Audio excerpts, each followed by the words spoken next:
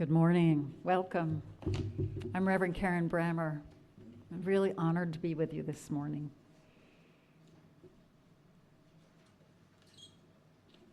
So welcome, whether this is your first time visiting or your second or third or 500th.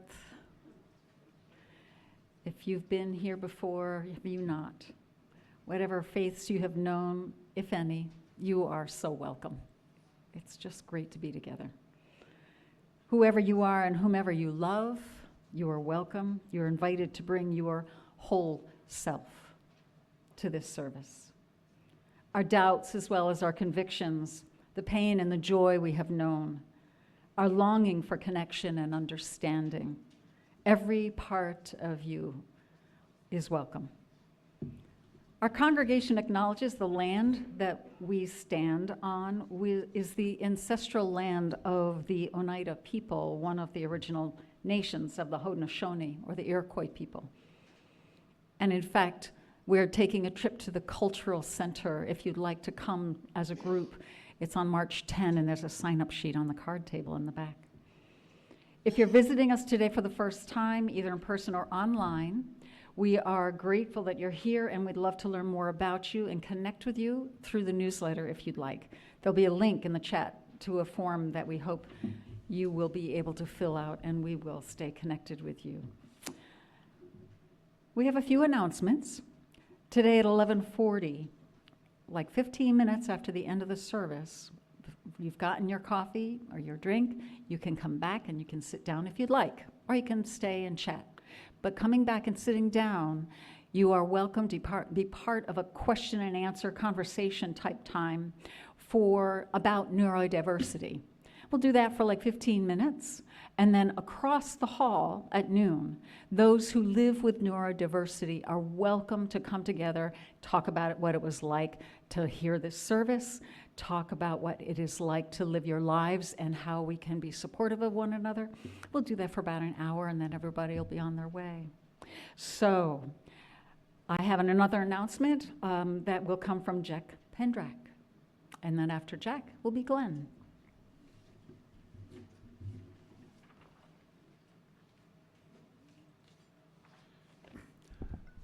Hi, everyone. I'd like to, you've probably seen emails or texts about the potluck that we're having in 2 weeks during or following our community service.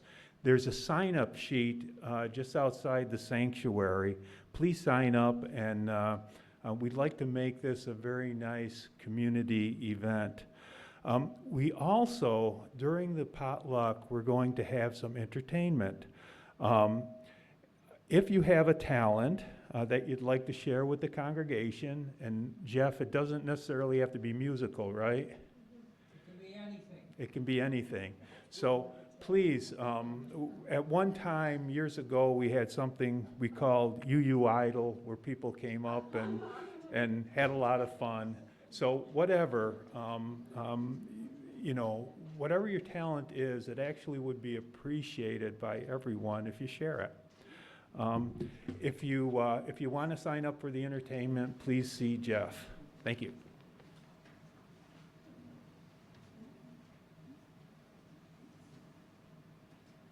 Good morning. As you know, we're in the midst of our stewardship campaign, and I've been asked to explain why I give to the church every year, and I'm happy to do that.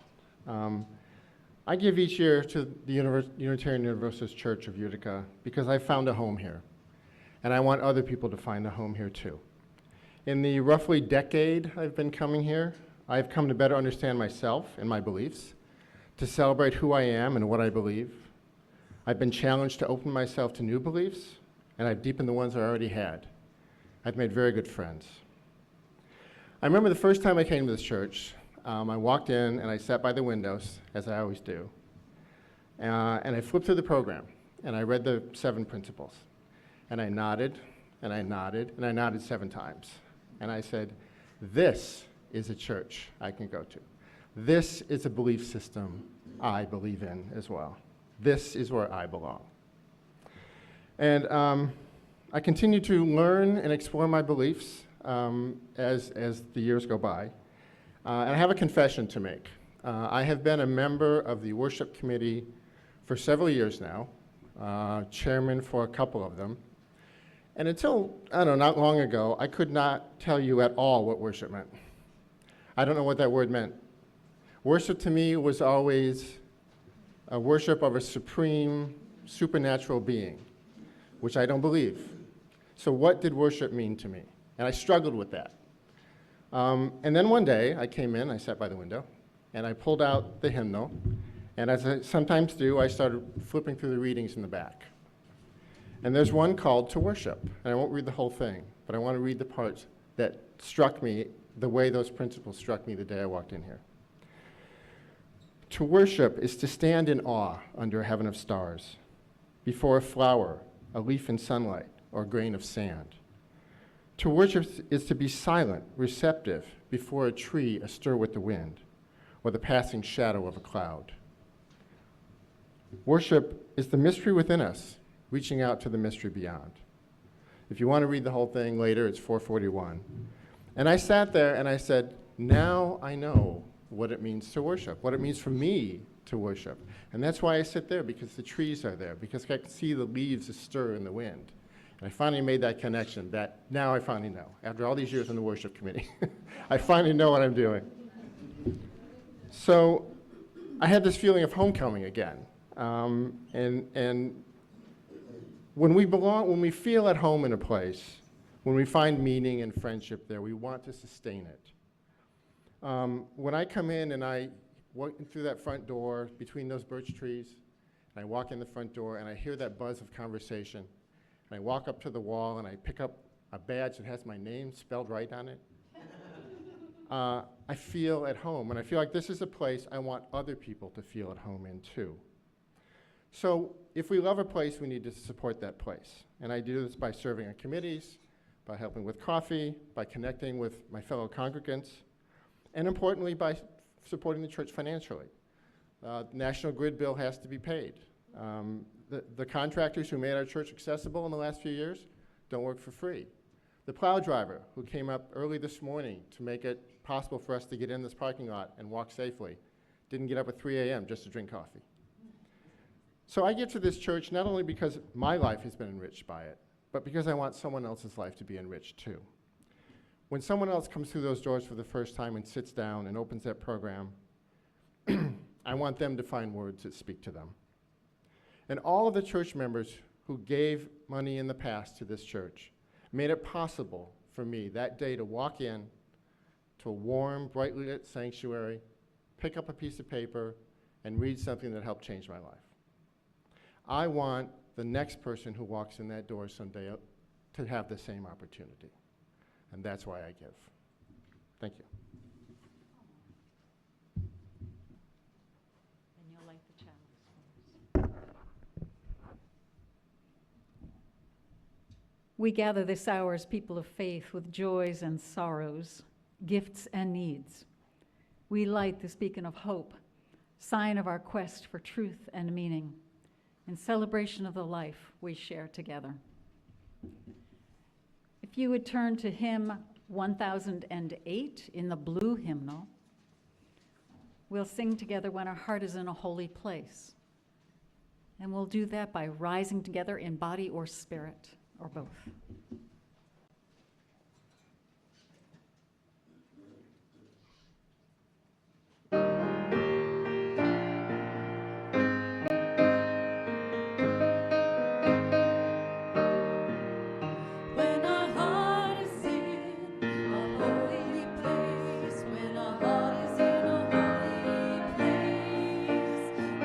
Blessed with love and amazing grace, when our heart is in a holy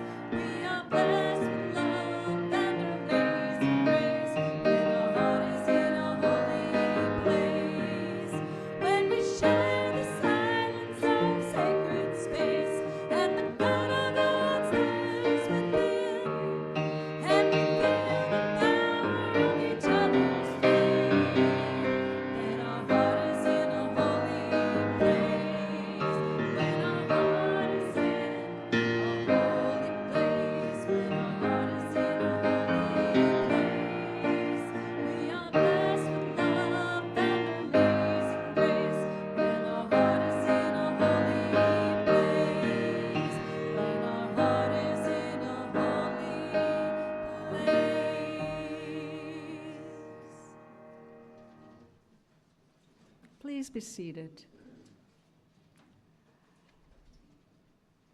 General Assembly is coming up in June, and I just want to keep reminding you, if you were to come to that gathering of Unitarian Universalists from around the world, you'd hear 5,000 people sing that song. It's amazing. It's amazing. It's in Pittsburgh, Pennsylvania, so it's possible.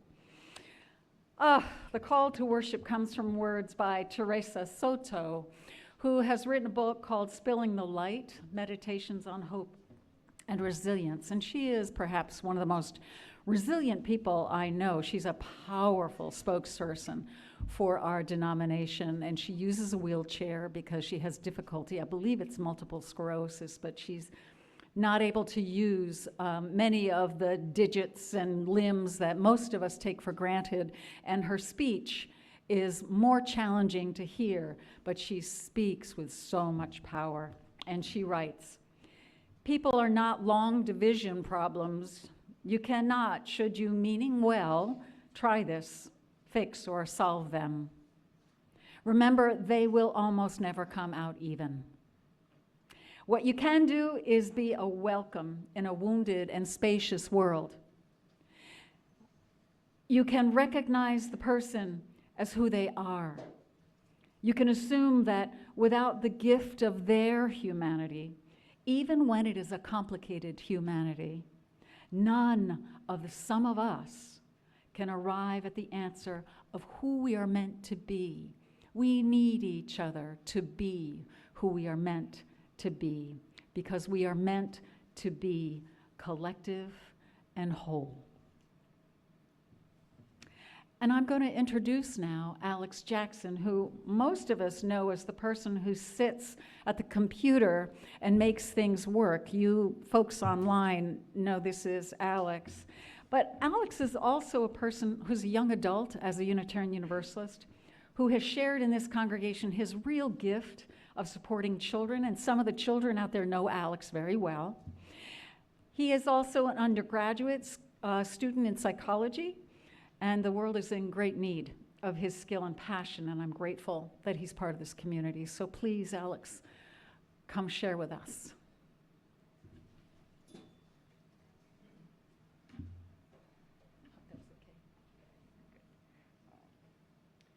Today's Together time is You Matter by Kristen Robinson.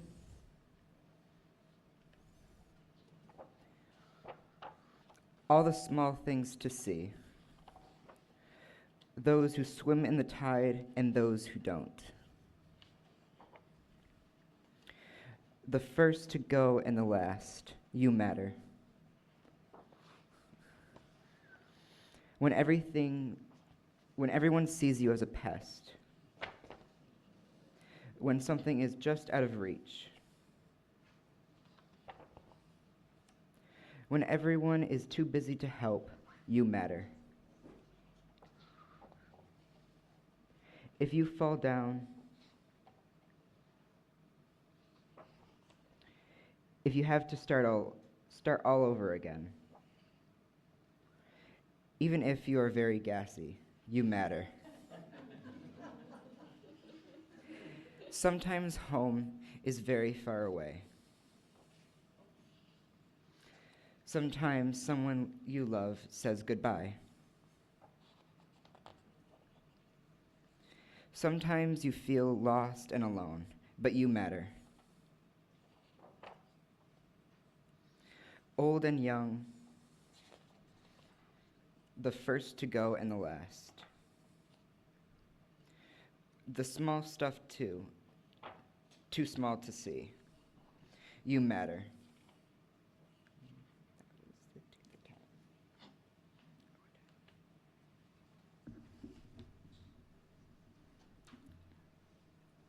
You could show a little love. Do you see that, Alex?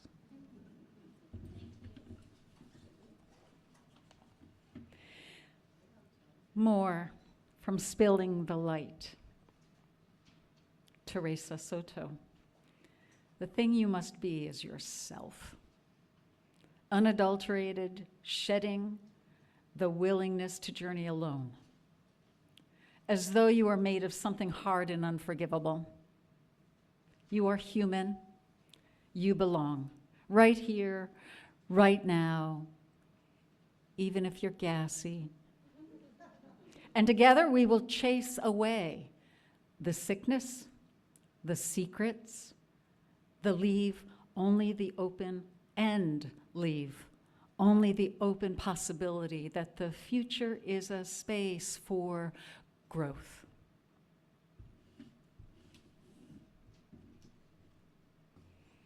What of neurodiversity? What the heck is that? We'll learn a lot more about it as we go. But let me first read from our covenant, which I had up here till just a moment ago. All right. Well, the first, this is part of my neurodiversity. Okay. Who knows the first portion of our covenant? It is that we approach one another with love. We work out of a sense of love. There are copies of the covenant on the back table for those of you who want to pick it up and read it, because I'm not able to oh, I would love it if you brought it up. The covenant. Oh, that's a copy of the sermon, which does not have the covenant in it. I wonder, Glenn, if you picked it up. When in doubt, blame it on someone else. Someone particularly who cares about you and is forgiving of you. And nope. All right. But you can believe actually the covenant that is our congregation's covenant, it's on the back of the order of service every Sunday. And except this one. This particular order of service has the 8 principles on it. The covenant is something that this congregation came together to agree upon as how we would like to be with one another. And I do my darndest to keep bringing it back in the service, but I also do my unintentional best to mess things up. And Jeff saves the day, often. We build our church on a foundation of love and covenant with one another to create a welcoming and trusting space that is safe for all. That is our first covenant. Thank you, Jeff. Thank you, everyone who scurried around trying to figure out how to help my floundering up here.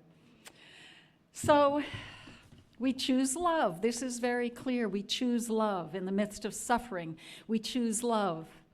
We choose to tell people again and again that you matter. We choose love as our guide and our source of hope. We choose love that is inclusive. Cultures, by definition, create rules and norms to structure human life according to the values and the goals of that culture. Those rules and norms, values and strategies, by definition, will create boundaries into which not everyone fits. Those who are last rather than first, those who are gassy, those who get lost, those who are somehow not noticed, are more likely to be excluded. Think schools flunking out kids who don't fit the standards and norms. Think churches who allow ministers and leaders who speak, act, and function in particular ways.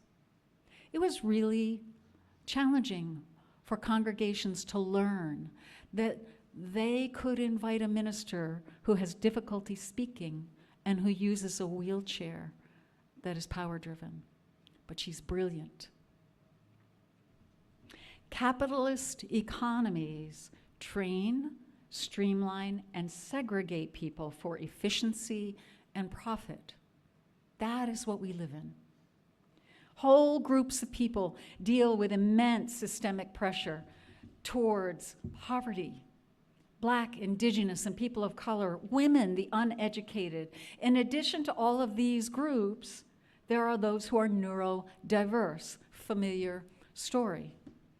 Our UU faith communities spring from this culture of streamlining, we'll call it, efficiency.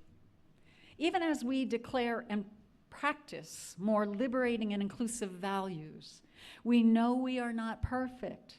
Our faith communities can be exclusive places, and I understand some of how that has happened because Unitarians' gift to the world began back in the 800s with questioning traditional and exclusive ways of interpreting scripture, Christian scripture, which took rigorous scholarship. This was a critical phase of becoming a new faith, which we eventually evolved into. But scholarship in the 1800s was packed with sexist, classist, and racist narrowness. Our early history excluded Black leaders and women leaders from the ministry, and also our early movement of very rapid spread of hundreds of small Unitarian congregations without ministers nurtured a culture of intellectual lectures and devalued other ways of knowing. Our faith community has been evolving for decades, quite intentionally, to bring women, LGBTQ+, BIPOC, that's Black, Indigenous, people of color, into leadership to center those voices, include many, many ways of knowing and expressing in faith community. We are the richer for learning and including. How else are we to know the fullness of truth? How else are we to build beloved community? Since childhood, I've lived with PTSD, that's post-traumatic stress disorder, and waves of anxiety and depression. I have sought out and accepted many kinds of support, professional guidance, and spiritual practice. I've learned, and I keep learning, what I need to love my life and me as who I am, as wholly myself. I have learned how to be your minister by making sure I'm well-resourced, well cared for in my life beyond the church, so you do not have to strategize how to hold together what is mine as minister to hold. I work to create safe and compassionate boundaries for my care and for your care, but it took time. And it took professional support for me to learn these skills. Along the way, I have experienced bruising confrontations with norms and rules, culture that values a particular way of thinking and being. And I've created a whole lot of funny moments unintentionally because my brain tends toward dyslexia. My family cherishes and will tell anyone who asks the story of when we traveled in the family into the Midwest, and I would declare something like, "There it is, there's Mount Mushmore, it's so beautiful," and I won't even hear that I've switched the letters. It's Mount Rushmore. I say what do I say? See, it's really hard for brains like mine to get those things organized. But I create a lot of funny moments. I don't even know that I'm being funny sometimes, and that's when I'm usually the funniest because I wix my merds. And it is always, always done with love. Those who are able to laugh with me rather than at me, it's done with love, and you are allowed. And in fact, you may have noticed that I skip things sometimes or mix up the order of things, and I always welcome help. Friends told me I would hurt a lot of people's feelings in ministry because I tend to mix up names that begin with the same letter, or I blank out altogether. My brother, for instance, in my first congregation, brought his entire family to the service, and I lit a candle of joy. And I said his name and his wife's name, Martha, and his oldest son, and I got to his youngest son, and I couldn't remember my nephew's name. Poor Jack. But it was great opportunity for me to tell everyone, see, don't take it personally when I don't remember your name. This is not an older brain. This is my brain as it has always been. It's a good thing as your minister, that I can come out as a person with a bouquet of neurodiverse labels. All of us need to remember that having a brain that functions differently from the dominant norm does not have to be the end of our hopes and our dreams if we learn what we need. We as a faith community can be a loving ground for each of us to explore and discover what we need to be whole and wholly loved and loving. The second item in our covenant together as this church, the words we chose, to be open, honest, and compassionate to all, and look for the good intentions of others. It's a good thing then to be such a place. A UU faith community has to practice all kinds of diversity. We must be willing to shift or let go of old ways of being if those ways are hurtful or exclusive of others.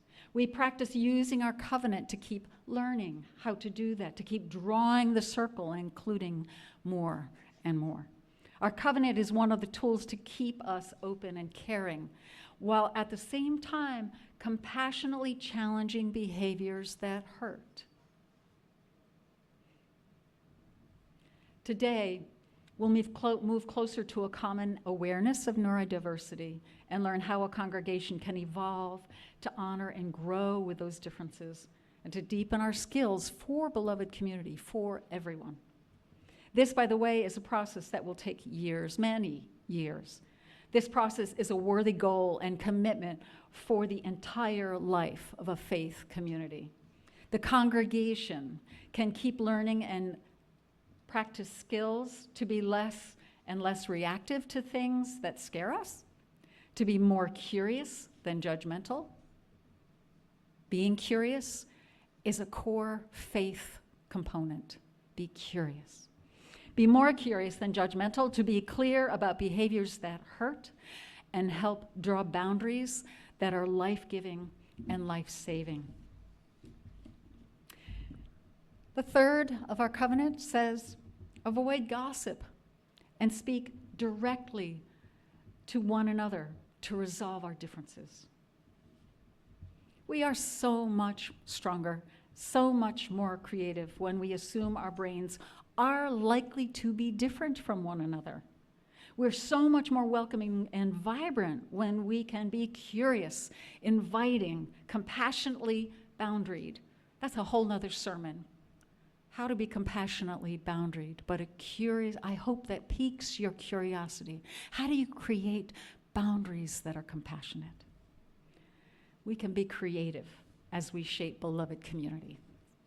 Many in our congregation have learned over time how to support our lives well within the various ways our brains function. And by the way, a group of 10 people who identify as having neurodiverse brains or live with neurodiversity came together in conversation with me, and multiple people outside of that group conversation have talked to me. So I would guess about a third of our congregation have lives that don't fit squarely into what is thought of as a, quote, normal, unquote, brain.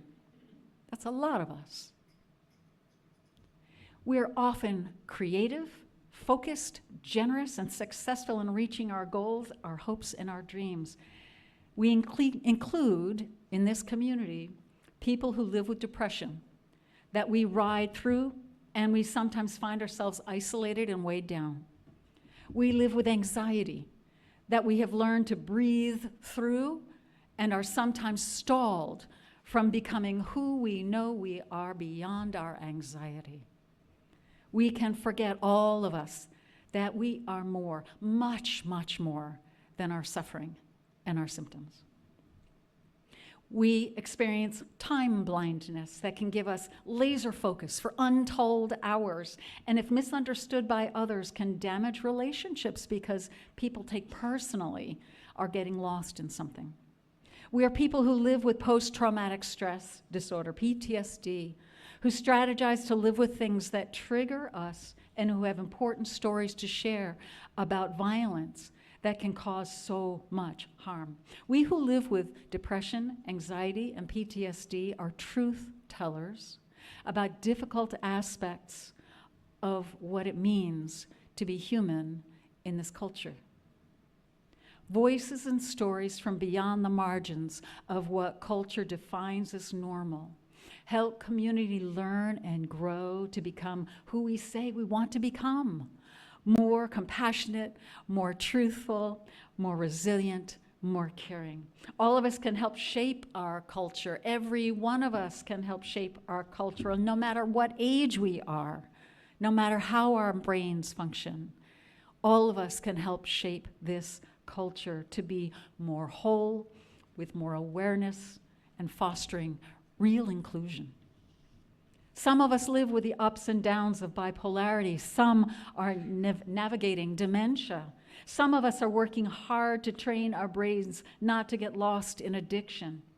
Some live with developmental disabilities, while others on the autism spectrum are highly gifted in particular areas like science, math, art, and music, while at the same time may flounder in other arenas like conversation, writing reports, running a meeting. Among us, we have capacities to learn, to hear, to process, and communicate that are brilliant in some areas and do not work well at all in other arenas or in standard settings. We are labeled, shunned as too loud, too aloof, too weird, too private, too protective, not reliable, not friendly, and so on. Neurodiversity is a term intentionally wide enough to include people whether or not they have a diagnosis, whether or not they have sought help. The term neurodiverse people includes people whose brains function in ways that dominant norms devalue or exclude. And neurodiversity, the word itself, does not imply abnormality or wrong. We're diverse. Those of us whose brains function differently from the dominant culture or the norm, or have loved ones whose brains function differently from the norm, in most cases have to work very, very hard to resource ourselves. There are not enough resources. Too often we have the added burden of needing to hide or protect our full selves because that part of us is devalued by the culture.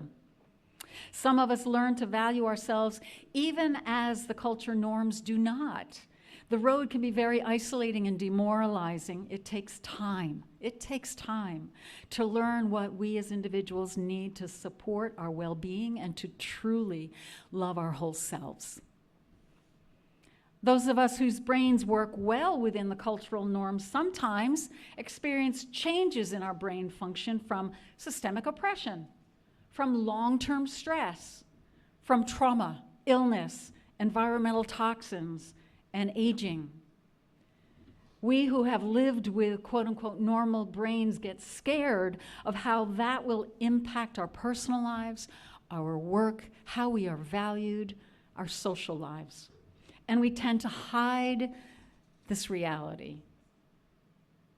And that can isolate us, and it becomes hard to thrive and truly love our whole selves. We whose brains work well in school, jobs, church, and social functions may not even be aware that others do not have access to inclusive school, job, church, social functions. Our job as Unitarian Universalists is to be guided by love. Love that is curious, love that listens, love that invites and makes room for the considerable gifts of every single one of us. Several years ago, the UUA, our collective Unitarian Universalist Association, when I was working as a staff person, they invited a support group of staff people with neurodiversity. I had to look up the word. I had never heard it before. I was amazed at how much diversity that word includes. And I was amazed that I fit into multiple categories of that term. I resisted joining at first because of all the fears and all that, and the habits. Then I got a direct message from my better angel, what the heck. I was shocked to learn that folks I respect deeply and contribute tremendously to our denomination worked hard to live with exclusive norms because their brains were not understood as normal. In that context, I learned how hard I've been working to function, to fit in, to be productive. My 10 years as a UUA staff person had been unnecessarily isolating, stressful, and very difficult as I worked alone to compensate for the different ways I perceived, processed, and created. Coming together as people with neurodiversity opens another layer of healing. Coming together as people with neurodiversity opens another layer of connecting more deeply and of teaching others in the beloved community. Now, after learning and practicing, I've been told these neurodiverse parts of myself are, different. And I've learned how to love myself with love and care. I give myself the room I need to provide myself with that care, and I encourage you to do the same. I'm creative and productive in ways that are different from what is considered normal among ministers. Very early in my ministry, a congregation I interviewed with wrote to the head of the UUA Department of Ministry, right at the top, and said that I was unfit for ministry. In that letter to my boss, they said I should never, ever serve a congregation because of something I shared with them. And what I shared with them was that I might need to ask for help from a ministry team, a small group of skillful people. And I might need to do that if somebody's really difficult behavior triggered PTSD in me. That seemed terrible to them. Luckily for me, the director who they contacted understood the congregational team was operating from fear, lack of information, and what they said came out of their desire to control, and it came out of anger. He advised me to learn more about congregations before sharing these parts of myself. I share this story with you now, both for you to see what can happen to people who have neurodiversity, but also because I believe in your desire to be open. I believe in your desire to learn and to become more loving. I see you able to witness someone being different and more often responding with curiosity and compassion rather than our kind of natural sense of discomfort, rejection, walking away, fear, control, or anger. We can learn here to ask the person we don't understand to help us understand. Can you imagine yourself? Take a minute. Remember someone here in this congregation or somewhere else in your life whose behavior disturbed you in some way. Remember your feeling and what you might have been thinking. Take a breath and breathe in love. Make room in yourself to stay present to difference. Breathe again and imagine saying, "Can you help me understand? Can you help me understand?" As a congregation, we have loved ones who have died by suicide. Some of us have considered or attempted suicide. Some of us have needed the support of staying in a mental health institution to stabilize. Some have loved ones who are homeless or institutionalized. Some of us do not understand yet what we need to be able to trust ourselves. We're learning. Some of us still find ourselves smashing into norms or isolating ourselves, and hopefully, with encouragement of a loving community, we can more often ask for help we need to understand and to love ourselves, every one of us. As a community of faith, in the midst of so much suffering in life, we choose inclusion. We choose love as our guide and our source of hope. In the meantime, as we learn these things, I offered a list of things that I've learned and heard from people who understand themselves as living with neurodiversity. And that list is on the card table in the back. You're welcome to pick one up. You're also welcome to stay or to come back with your coffee at 11:45, and we'll chat. Just for 15 minutes, we'll chat. And then at noon, those of you who understand yourselves as living with neurodiversity are welcome to go across the hall, and we'll have another chat. Love does not exclude. Love in action is guided by our covenant. Together we learn things about love that we cannot learn by ourselves. We have to be in community to learn these things.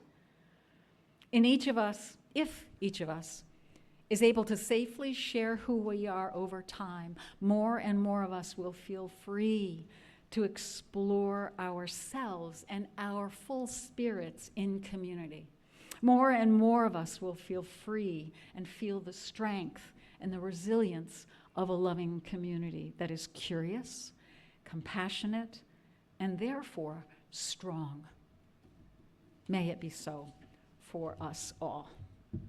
Blessed be, and amen.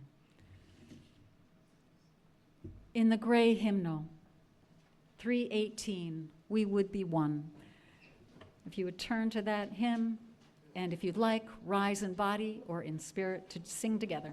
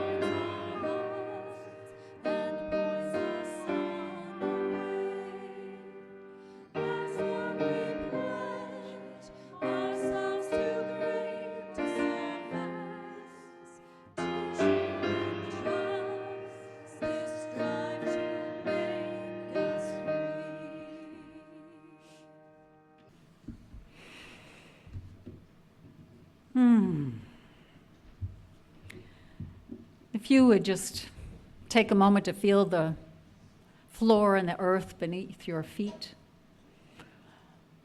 and recognize the air we breathe is air that has been here for a very long time, recycled, purified, but ancient. As we sit together, we open our minds to connect with that which is central to each of us, in whatever way you name that. We move together in silence to a clearing that's inside of us where we might find peace or clarity. We settle close to that which holds love. We open our minds yet more to pray for healing from our losses. to pray our yearning for peace, to pray for healing from our challenges, for justice, and for hope. Let our time together above all increase love in our lives and in all lives. May it be so for us all. Ashe. Amen, and blessed be.